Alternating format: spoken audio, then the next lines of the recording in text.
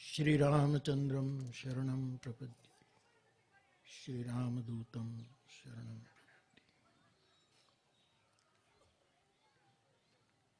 અહીં વિરાજતી પૂજની ભગત બાપુ કાગ બાપુની સમગ્ર ચેતનાને મારા પ્રણામ।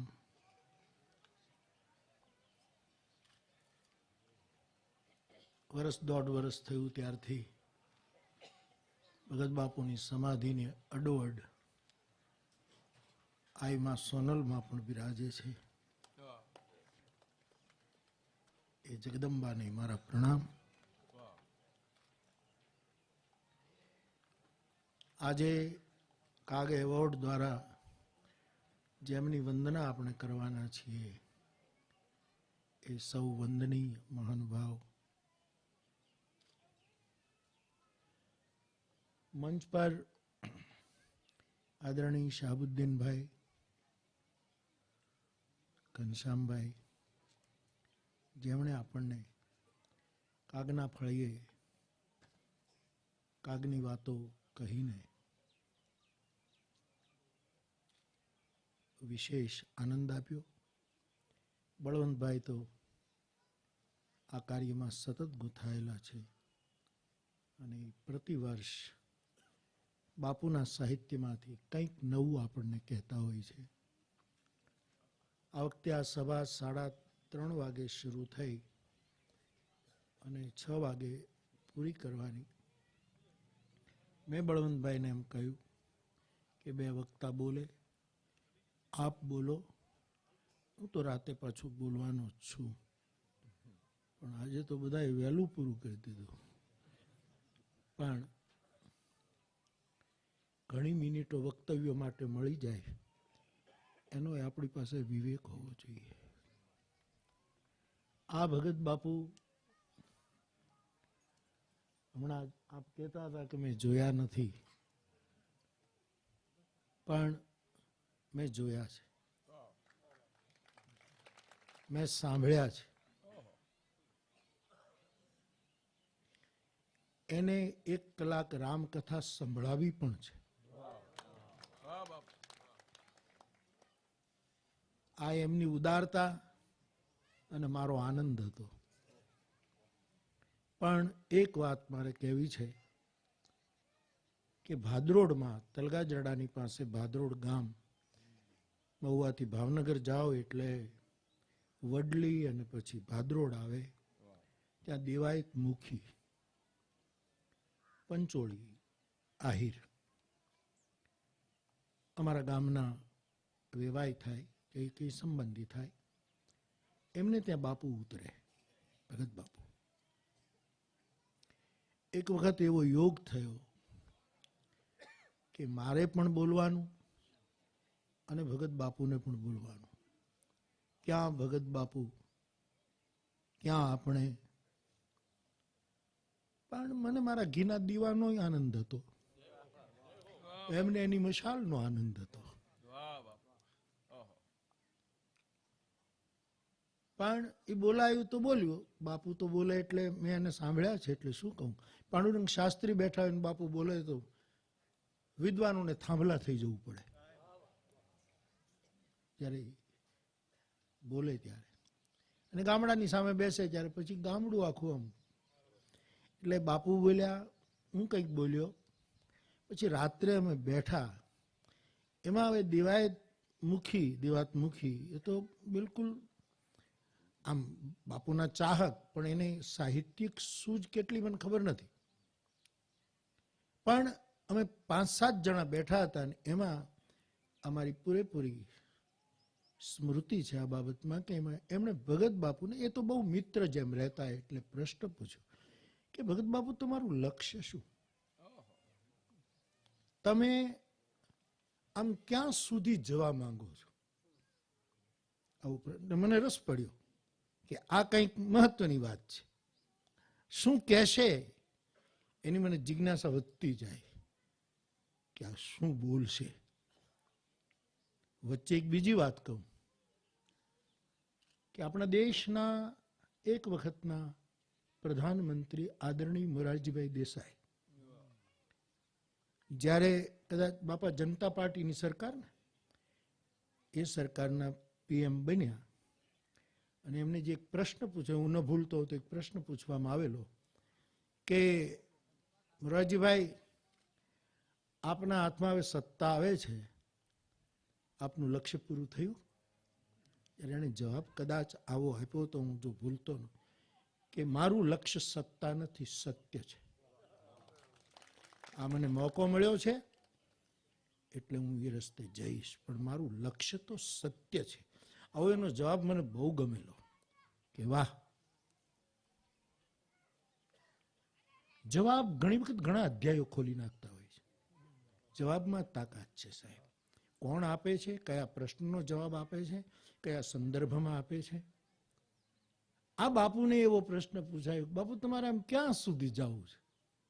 ગામડાની ભાષામાં એને આમ લક્ષ્ય તો મેં શબ્દ વાપર્યો, પણ એને કઈ લક્ષ્ય કે એવું નહીં, તમારે આમ ક્યાં સુધી જવું છે?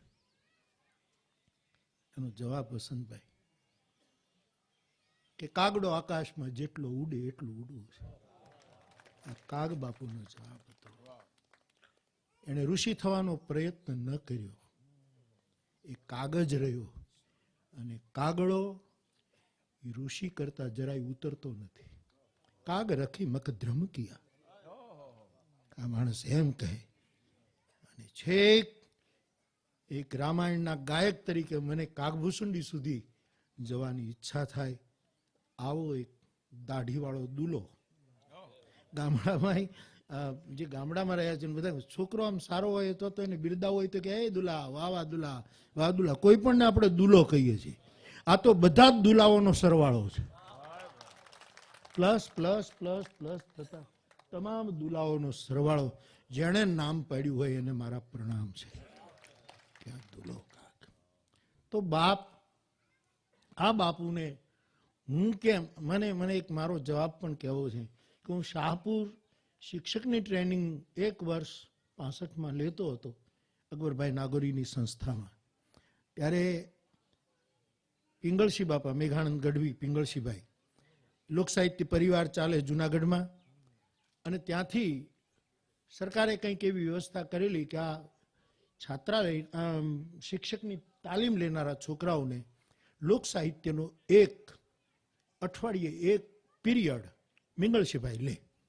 એ પિંગળસીભાઈ બસમાં આવે, જુનાગઢથી શાહપુર ઉતરે, અમે લેવા જઈએ, અને પિંગળસી બાપા આવે. એ અમને બધાને ભણાવે લોક સાહિત્ય. એમાં થોડાક આ બધા અનેકાર્થી શબ્દોના દોહાઓ ને એવું થોડુંક મને યાદ, એ ભણાવતા. એટલે અને પછી બધા હવે એમાં બધા તો કોઈ ગુજરાતમાંથી શિક્ષક થવા આવેલા, કોઈક ક્યાંકથી આવેલા, કોઈક પટેલના દીકરા, કોઈક દરબારના દીકરા, બધા જ. એમાં હું હવે પિંગળસીભાઈ લોક સાહિત્યનો કોઈ ઢાળ ઉપાડે, એની જે રીત હતી ગાવાની, અને પછી એ અમને કહે કે હવે તમે બોલો, આ ઢાળમાં બોલો. એટલે આ અમારો જણ બેઠો છે ચારણિયાનો, એ મારી પાસે એક વખત અમે બેઠા હતા અને અમને આનંદ કરાવતો હતો. પછી ગયા પછી મને કોઈકે કીધું કે આ જેટલા ગાય છે એટલું મને આવડે છે, પણ મેં કીધું તમને આવડે ખરા, પણ જીભ ક્યાંથી લાવશો? આના માટે તો ચારણની જીભ, હું પક્ષપાતી છું, અને તેથી આ ચારણની જીભ નરવી રહે એના માટે જગદંબાને પ્રાર્થના કરું. આ જીભ નરવી રહેવી જોઈએ. તમને કઈ નુકસાન નહીં થાય, પણ સમાજને બહુ નુકસાન થશે, એનું ધ્યાન રાખજો. લોક શિક્ષણ અને લોક સાહિત્ય એટલે શું? પોતાને સુધારે અને બીજાને સ્વીકારે, એનું નામ લોક સાહિત્ય. જે લોક સાહિત્ય પોતાને ન સુધારી શકે અને બીજાને ન સ્વીકારી શકે, એને સાહિત્ય કહેવું કે કેમ એ મને મુશ્કેલ લાગે છે. તો મેં કહ્યું કે ભાઈ આના માટે ચારણની જીભ જોઈએ, તૂટી જાવ તોય ન થાય. આ ગુજરાત વાળા દોહા ગાય તો આપણને એમ થાય કે એને જે જોતું હોય આપણે આપીને જઈએ. અરે કઈ આમ તો દોહો ગવાય. હમણાં જ મેં અકુપાર જોયું ધ્રુવ ભટ્ટનું, બરાબર છે, અને એમાં 2-3 એકાદ લોકગીત, પછી મનમોર બની થનગાટ કરે, એવા બધા આવ્યા. પણ એ સરસ ગાયા બધાએ. પણ એમાં જો ક્યાંક આ ગળું હોય તો કંઈક જુદું. પણ હવે એ તો સૌની રચના જે હોય તે. પણ જુદા જુદા ગાયકોએ ગાયેલું હતું. પણ મારી ભૂખ આવી ખરી. બાપ ચારણોને સાહિત્ય કંઠસ્થ નથી, કોઠાસ્થ છે. અને કંઠસ્થ કરવું બહુ સહેલું છે. નાનપણમાં મને બહુ યાદ રહેતું હતું ને હજી બધું યાદ છે. કોઠાસ્થ હોવું જોઈએ. આ કોઠાસ્થ એ જગદંબાની એક પ્રસાદી છે ને એમાં વધારે પડતું આ પ્રસાદ ચારણો લઈ ગયા છે. અને એ પ્રસાદ વિષાદ ન બને એટલા માટે ચારણોની બહુ મોટી જવાબદારી છે. એ જરૂર જવાબદારી. પ્યાર કિયા તો કરકે નિભાના, દાગ ને લગ જાય. એ પંક્તિ તો પિંગળસિંહ બાપા કહે તમે ગાઓ. પછી મારે ગાવાનો વારો આવે તો એકાદી લોકગીતની મારી રીતે મને કે ભાઈ હરિયાણી તું આ ક્યાંથી ગાય છે આવું? આમાં તો હાવ બધા કંઈક ને કંઈક ક્યાં ક્યાં ઉપાડી જાય છે અમને. અને તું, મેં કીધું મજાદરનો પાડોશી છું. એટલે આ પંથકને એનો બહુ લાભ મળ્યો છે. ઘણા ગળા એનાથી રૂપાળા થયા છે. ઘણા વ્યાખ્યાતાઓને એને વિભૂષિત કર્યા છે. સાહેબ પ્રાસાદિક પ્રવાહ હતો એમની પાસે. એટલે ભગત બાપુ વિશે શું કહું? પણ મુક્તાનંદ બાપુને યાદ કર્યા. ગાયો ચરાવવાનું વ્રત. આપ કહો છો કે આ બધું જ બોલાઈ ગયું છે. જરૂર બોલાયું હોય, ઘણું નવું પણ અમે સાંભળ્યું. પણ કાગ બાપુ વિશે જેટલું બોલાય એટલું ગમે જ. અને જે સાહિત્ય હવે નથી ગમતું એ થાય એ સાહિત્ય તો કાળને અતિક્રમતું હોય છે સાહેબ. કાળ બહુ નાનો પડે એની પાસે, ક્યાંનો ક્યાં છલાંગ હોય છે. એટલે આ બાપુએ ગાયો ચરાવી. બહુ સારું વ્રત. ઉગાડે પગે, લાકડીમાં ડોલ રાખતા કે જે કાંઈ હોય તે, બરાબર. એમાં રામાયણનો ગુટકો અને રોટલો કે જે તો જોડી જે હોય તે બાપુ પર રાખતા, આમાં ફરતા. તમને એમ લાગે છે કે ભગત બાપુએ ખાલી, જેને આપણે માતાજી કહીએ છીએ, જેનામાં 33 કરોડ દેવતા વસે છે, એ જ ગાયોને ચરાવી છે? એ તો ગૌ સેવાનો મહિમા એને વધાર્યો જ છે. પણ આપને એમ નથી લાગતું વર્ષો પછી હવે આપણે ન કહેવું જોઈએ કે આણે પોતાની 5 નહીં 11 ઇન્દ્રિય રૂપી ગાયોને ચરાવી છે? તમને આ આંખ જોતા નથી લાગતું કે આની આંખ ક્યારે વગડામાં નથી ગઈ, લીલામાં જ ગઈ છે? આ બીજાના ખેતરમાં ચરવા ગયેલી આંખ નથી. અને બીજાના શેઢા નથી ઓળંગ્યા. અને જે આંખ શેઢો ઓળંગે એને અસ્તિત્વ માફ ન કરે. હમણાં હું સુરેન્દ્રનગરમાં, જગદીશભાઈ સાક્ષી છે, હું ગયો બાપભાઈ રાણપુરાની ખબર કાઢવા. બાપો હતા અને એ, મેં કીધું આ ક્યાં બીમાર છે આ માણસ? એને તો ઉપાડ્યું કે જળ રે ચડાવું દાતા પણ જળ નથી ચોખા. એ જળને માછલીએ અભડાવ્યા, સેવા મારી માની. એ તો એ, મેં કીધું આમાં ક્યાં તમને બીમારી ક્યાં છે આમાં? તમે તો હાવ નરવા છો. પણ ત્યારે હું વિચારતો થઈ ગયો કે આ જળને માછલી બગાડે છે કે શુદ્ધ કરે છે? આ પ્રાચીન ભજનની જે પંક્તિ છે એને આ સાચું ખોટું કે કીધું ને, ભજન કોઈ દી ખોટું ન કહે. સમજવામાં આપણે ભૂલ કરતા હોઈએ. ભજન એનો દરજ્જો કંઈક, આની પાસે ભજન હતું. એટલે હું વિચારતો થઈ ગયો કે આ જળ રે ચડાવું દાતા પણ જળ. માછલી માટે તો એમ કહેવાય છે કે જળમાં વધારે માછલા હોય તો જળ શુદ્ધ થાય, અમુક કીટ વસ્તુને નાશ કરે, ચોખ્ખું રાખે, એવું પણ કહેવાય છે. સારું લાગે, આમ જળ રૂપાળું લાગે. માછલી રૂપી નર્તકીનું જાણે એ પ્રવાહી સ્ટેજ હોય એવું લાગે. એના ઉપર જાણે નર્તન થતા હોય એવું લાગે. તો પછી જળરે ચડાવવું પણ જળ નથી ચોખા, કારણ કે એને માછલાઈ અભડાય એ તો બરાબર છે. પણ મને એક સાધુ તરીકે મને એમ લાગે કે કદાચ આ કવિ, આ સર્જક એમ કહેવા માંગે છે કે મારે મારી આંખના જળ ચડાવવા છે તને, પણ એ ચોખા નથી, કારણ કે આંખે માછલીઓનું કામ કર્યું છે. આમ જોયું, આમ જોયું, ત્રાસું જોયું, આમ જોયું, આમ તો શ્રૃંગારમાં મૃગનયનીના વખાણ છે, પણ આખું શ્રૃંગાર પક્ષ છે, એમાં હું ન જાઉં. પણ જે આંખ માછલીની જેમ ખેલત મનસિજ મીન જુગ જનુ વિધુ મંડળ ડોલ, તુલસી કહે ખેલત મનસિજ મીન જુગ અને જનુ વિધુ મંડળ ડોલ. આ તુલસી જે આંખનું વર્ણન માનસમાં કરે છે જુદી વસ્તુ. પણ આપણી આંખો ખોટા ખેતરમાં ચરવા ગઈ, એમાં આંસુડા અભડાણા. નહીતર આંસુથી કરવું અભિષેક મહાદેવ. એ કઈ ગંગાજળ નથી માંગતો ને એને શું ગંગાજળ આપીએ? સ્ફુરન મૌલિકલ લોલીની ચારુ ગંગા લસદ ભાલ બાલેન્દુ કંઠે ભુજંગા. જેની જટામાંથી ગંગા નીકળે એને લોટો શું ચડાવીએ? મહાદેવ ઈચ્છે છે કે તારા અભડાયા વગરના આંસુડા તું મને ચડાવ. આ કવિની આંખ રૂપી ઇન્દ્રી ખોટા ખેતરમાં ચરવા નથી. એ ગાયને એને બરાબર સાચવી, બરાબર. પછી બધી જ ઇન્દ્રિયો, એના કાન. હું કેટલો નાની મારી ઉંમર, કેટલી કથાઓ, કેટલી 15 કે 20 કથાઓનું શરૂઆત હશે, ત્યારે બાપુ 1 કલાક મને સાંભળે. ઘોડાગાડીમાં આવે, રતિભાઈ એની સાથે હોય અને બેસે ટેકરીવાળી જગ્યા અમારે મહુવામાં, અને પાછા એ આપણને સાંભળે અને એની આંખો જોઈને એનું માથું હલે, એના ઉપરથી એમ લાગે કે રાજી થાય છે. અને કાનરૂપી ઇન્દ્રિયોને જ્યાં ત્યાં ચરવા ન મોકલે. ડબો ન થયો, ડબો ન થયો. ઇન્દ્રિય રૂપી ગાયને પંચાયતે ડબ્બામાં ન પૂરી, નહીતર ગાયોને ડબ્બામાં પૂરી દે. આ એની વાણી, વાણીને તો આપણે બધા સાક્ષી છીએ.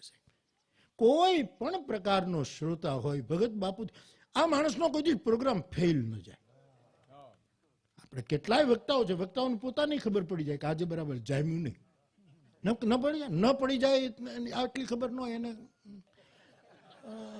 હીરા ગહવા સુરત જવું, વક્તવ્યો ન આપવા. આટલી સભાનતા તો વક્તાને હોવી જોઈએ સાહેબ. એને ખબર તો પડે ને કે આપણા 3જા વાક્યમાં આપણે ફેલ જઈએ છીએ. અને તો મેં પાંડુરંગ શાસ્ત્રીની સભામાં જાય, દુર્લભદાસ બાપાની સામે સાંભળ્યા, અને યોગીજી મહારાજની સભામાં મેં સાંભળ્યા. અને દર શરદ પૂનમે મહુવાના જેપી પારેખ હાઈસ્કૂલના મેદાનમાં શરદ પૂનમનો મેળાવડો થાય, ત્યારે રતિકુમાર વ્યાસ, મેરુભા બાપા અને ભગત બાપુ, આ ત્રણેય એ જે ગાતા, અને લગભગ 15,000ની મેદની હોય. પણ આમ સાહેબ, આમ શબ્દ કોઈ ચૂકે નહીં સાહેબ. જેને જે જોતો હોય મળી જાય. આ અમારો કથીવદરનો મંડપ અહીંયા બાજુમાં, અને અમારા સાધુડાના મંડપમાં બાપુ આવીને બેઠા અને ત્યાં બોલવાનું શરૂ કર્યું. તો એવી રીતે શરૂ, જીભની ઇન્દ્રિય ખોટો ચારો ન ચર્યો. આપણે છાતી ઉપર હાથ મૂકીને કહી શકીએ એમ છીએ?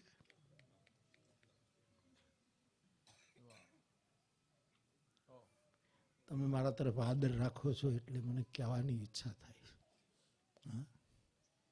આપણી જીભ ક્યાં ગઈ? આપણે શબ્દના ઉપાસકો. હું ફરી એક વખત યાદ અપાવું કે હનુમાનજી વાલ્મીકી રામાયણમાં એમ કહે કે હું ઈ માર્ગે ગયો કે જે માર્ગે ચારણો ગતિ કરતા હતા.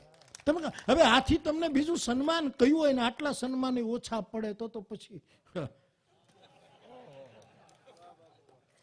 કયું સન્માન જોઈએ? કયું સન્માન? ભાયા બાપાના ભેંસું કદાચ બીજા ખેતરમાં ગઈ હશે. હા, માથા ભરે માણસ. પણ એના છોરું, એનો છોકરો બહુ સારો શબ્દ વાપરતા હતા, કિશોર કાગ. કિશોર કાગ પહેલી વાર શબ્દ સાંભળ્યો, કિશોર કાગ. હા, એ સારો શબ્દ મને લાગ્યો. હા, શાહબુદ્દીન ભાઈ તો પાછા શબ્દના મરમી છે. હમણાં સવારે મળ્યા, મને કે આટલા વર્ષ થઈ ગયા પણ સુખી છું કે દુઃખી છું એનો વિચાર કરવાનો ટાઈમ જ નથી મળ્યો. વાહ વાહ, બહુ સારું, બહુ સારું. આ કેટલું સરસ છે. આપણને ઘણી વખત એટલો ટાઈમ જ નથી કે આપણે સુખી છીએ કે દુઃખી છીએ. ખોટા ખોટા સુખી છીએ એમ કહેતો હોય, ખોટા ખોટા દુઃખી છીએ, કારણ કે આપણને સમય જ મળ્યો નથી વિચારવાનો, એમ કાઢી નાખ્યું. વાહ, શબ્દ ફગ્યો નહીં જેમ કહેવાયું. હા, ગઈ પદ્ધતિ તો બાપુની. મને આપ અમીર ખુસરોને યાદ કરતા હતા. હમણાં જ મેં અમારા હરીશભાઈની પેલી લોકાર્પણ કર્યું ત્યારે કીધું હતું કે અમીર નમાઝ પઢીને બેઠો, પીર નિઝામુદ્દીન એની બાજુમાં બેઠા છે ને અમીર પ્રશ્ન પૂછે છે કે મારા પીર, મારા આકા, મારા મુર્શિદ, મને એક જવાબ આપો કે આપણે નમાઝ પઢીએ, હજ પઢીએ, રમઝાન કરીએ, જે કંઈ આપણે મોહરમમાં કરીએ, હિન્દુ આમ કરે, આ સિવાય કોઈ બિન સાંપ્રદાયિક સાધના ખરી? આટલા વર્ષો પહેલા પૂછાયેલો આ પ્રશ્ન. અને ત્યારે નિઝામ એમ કહે કે શબ્દ, સૂર અને સ્વર બિન સાંપ્રદાયિક સાધના છે. શબ્દને કોઈ સંપ્રદાય ન હોય, સ્વરને કોઈ સંપ્રદાય ન હોય, અને સૂરને કોઈ સંપ્રદાય. જેથી સૂરને સંપ્રદાય અડશે તેથી સૂર અસુર હશે. સૂર એટલે દેવ. હમણાં આપ પણ સૂરને, માણસૂરને, હરસૂરને કહેતા હતા. સૂર એટલે દેવ. હું બરાબર સાંભળું છું, પાકું કરાવવા માંગુ છું. હું બરાબર સાંભળતો હું છું, હું કઈ એમને નથી બેસતો અહીંયા, હું સાંભળું છું બરાબર. સૂર, અને મેં તે દિવસે કહ્યું કે સૂર એટલે દેવ. એ દાનવ હજી નથી થયો, એનો આપણને આનંદ હોવો જોઈએ, કારણ કે સૂર જે દી અસુર થશે તે દી હણાઈ જશે. કોઈ જગદંબા આવીને 20 ભુજાળી એને હણી નાખશે, કાં તો કોઈ અવતારો આવી અને એને હજી સૂર હણાયો નથી.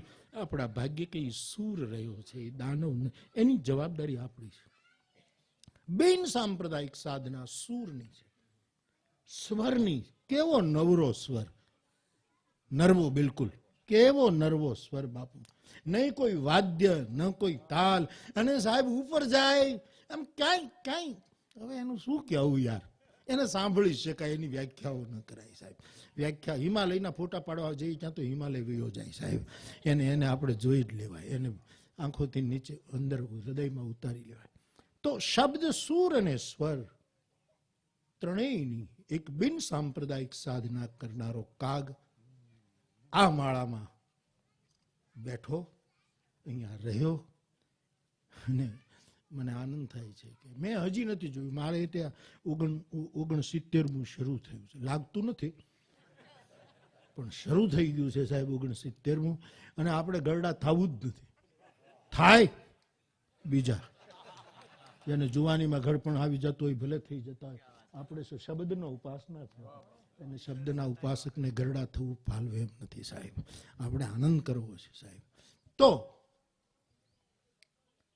બાપુનો જે સૂર, એનો જે શબ્દ, એનો જે સ્વર કેટલો નરવો રહ્યો, ક્યાંથી ક્યાં જાય, કેમ ક્યાંય જરાય આડાવડું કાંઈ નહીં, બસ ખાલી ઓલી આંગળીની ચપટી.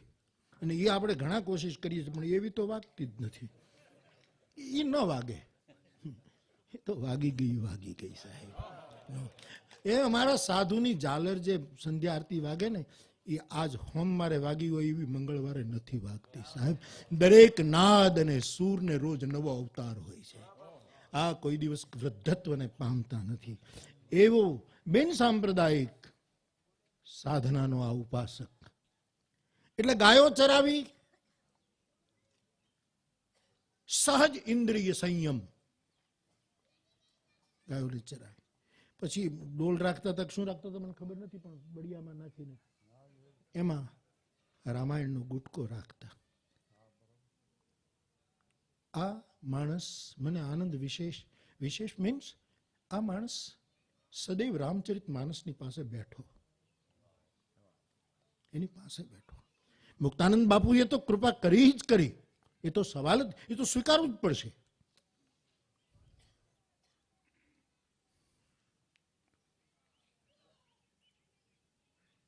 ચલમમાં દિવાસળી આમ પ્રગટાવે ને આ ગિરનારમાં, એ દિવાસળી તો આટલી જરાક હોય એક ને, પણ પછી જે ઓલો ગંજેરી જે ભડકા કાઢે સાહેબ, દિવાસળીનો ભડકો એટલો કોઈ દો નથી, પણ એ દિવાસળીની ચિનગારી જરૂરી હોય છે. ત્યારે પછી કોકની ચલમ એવી પેટાય છે સાહેબ. અને જે એમાં સર્જકની ચલમ પેટાય એની હારવાર કલમ હાલે. ચલમને કલમને ક્યાંક સંબંધ છે, ક્યાંની ક્યાં કલમ જાય સાહેબ. પછી તો ભગત બાપુ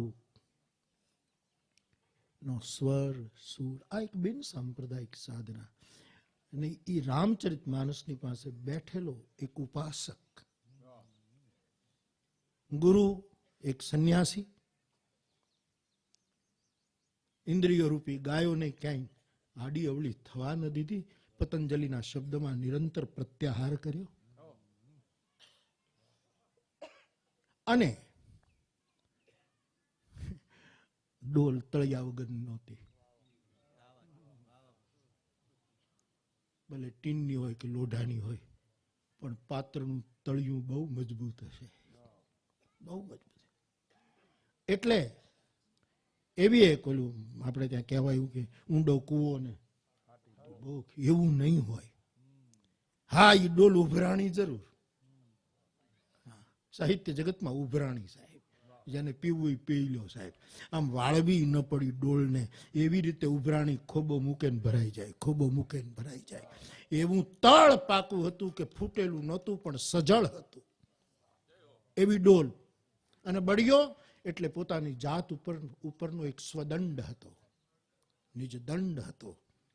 સફેદ કપડામાં દંડી કહેવો હોય તો મને વાંધો નથી, સફેદ કપડાનો એ દંડી હતો, મને કોઈ વાંધો નથી કહેવામાં, જરાય અતિશયોક્તિ નથી કરતો.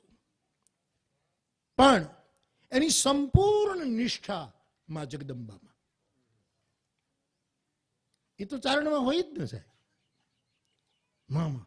અને પછી સોનલમાં ના સંપર્કમાં આવે, એ બધો યોગ સર્જાય, અને પછી જે ભગત બાપુ બોલે, ક્યારેક હું ભીખુદાનભાઈ પાસે બોલાવું, ક્યારેક બીજા પાસે, એ આજ કલમ કહી શકે કે ઉગમણા ઓરડા વાળી.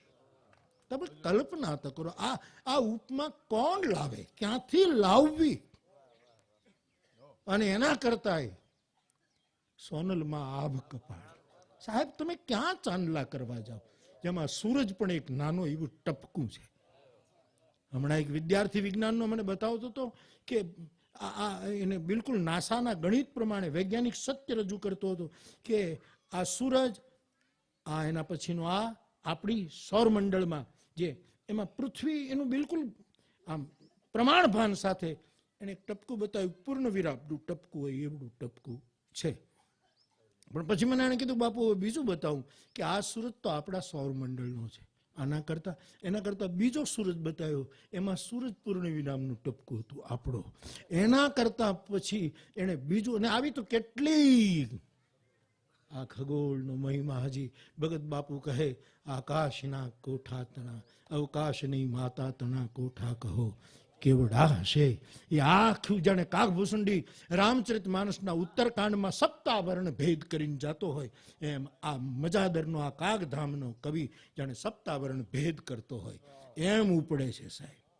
અને મને વિશેષ આનંદ એ છે કે નિષ્ઠા માની, ગુરુ કૃપા, રામચરિત માનસની ઉપાસના, સજળ પાકું તળિયું બહુ મજબૂત, અને સ્વયં દંડ લઈને ફરનારો માણસ, અને વેશમાં પૂરી સાધુ ચરિત્રતા.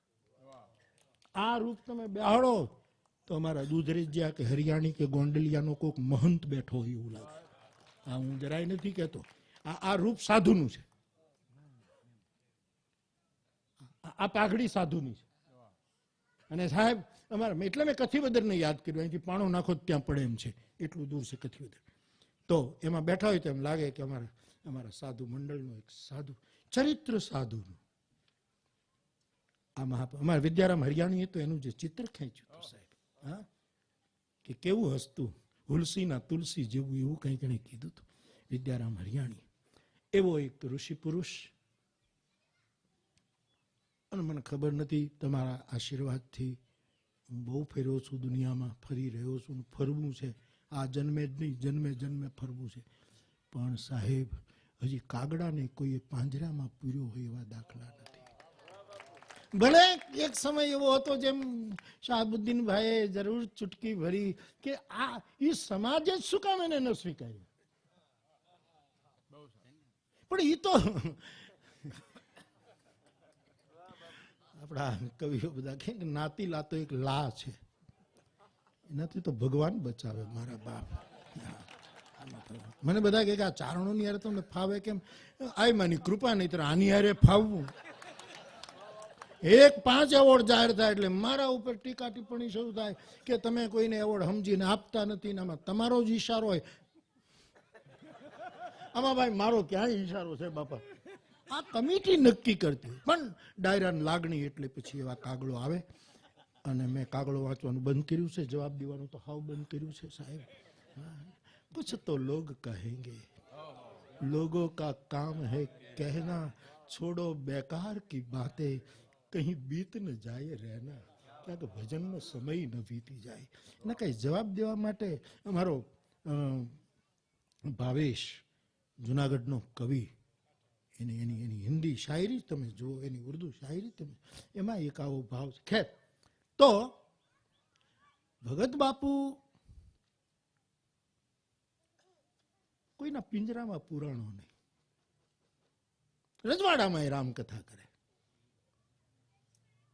અને નેહડામાં ભજન ઉપાડે રામાયણનું, બરાબર. પણ પિંજરામાં ભલે એક વખત કહેવાયું હતું ચેતમચંદરમાં, બરાબર, પાયકના પિંજર મહી તું કેમ પુરાયો કાગ, આમ કોઈ લાગ જોઈ નહીં તને પકડી ન કે પણ તું પાયક ના, આવું બધું હતું. પણ એ તો થાય, એવું એવું તો ચાલે, એને એને પેલા ન લેવાય. પણ કાગડાને કોઈ બંધનમાં નાખી શકતું નથી. અને તેથી રજવાડાએ ન બાંધ્યો, રાજનીતિજ્ઞો ન બાંધી શક્યા, રૂપિયાવાળા ન બાંધી શક્યા. હરીન્દ્ર દવેનું એક વાક્ય છે કે ગુલાબનું ફૂલ એ નગ્ન છે કે એ જેનો પહેરવેશ છે સમાજ નક્કી કરે. ગુલાબ ખીલે એને તમે નગ્ન કહેશો કે એ જ નગ્નતા એનો પહેરવેશ.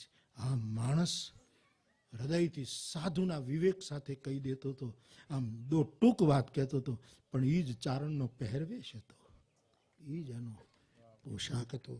એવા ભગત બાપુને ફળીએ. ભગત બાપુની વાતો થાય છે ત્યારે ફરી એક વખત બીજો ડાયરો તો તમારી પાછળ ચાલશે જ. આપણે એક થઈએ. રામચરિત માનસમાં એમ લખ્યું છે, આશા બસન વ્યસન યહ તિન નહીં, રામચરિત માનસ જહ સુનહી. સનત કુમારો જે છે એના 3 વ્રત, એક જ વસ્તુ એની આશા કઈ? રામ ગુણગાન. એનું વ્યસન કયું? રામ ગુણગાન. અને એના વસ્ત્રો કયા? રામ ગુણગાન. સમાજના બહુ ઊંચા સ્થાને છીએ. જગદંબાનો પ્રેમ તમે જેટલા પામ્યા હશો એટલા બીજા નથી કદાચ પામી શક્યા. અમારી નહીં તો આઈ માની લાજ રાખજો.